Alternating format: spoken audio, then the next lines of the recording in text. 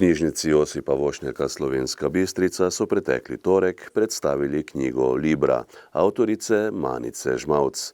Manica Žmavc je predavateljica in svetovalka. Pravi, da je njeno poslanstvo pomagati ljudem, da razvijajo ljubeč odnos do sebe in zaživijo pristno, radostno in ozaveščeno osebno ter profesionalno življenje. Težko opisujem, kaj je v njej, ker je napisana pač na ta način, kot jaz tudi doživljam svet, multidimenzionalno, ne samo v enem času, v enem prostoru, ampak se nekako pripoved ali pa bi rekla neke vsebine moje duše, neke notranje identitete, so predstavljene skozi dve zgodbi. Eno, ki se odvija v nekih drugih dimenzijah in časih, in eno v tem življenju. In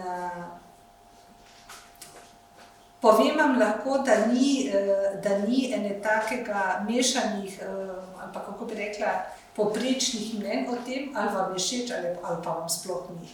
Se pravi, ali zadene, ali pa se vas ne dotakne. Dobivam res take zelo, bi rekla, ganljive feedbacke, povratne informacije, ker se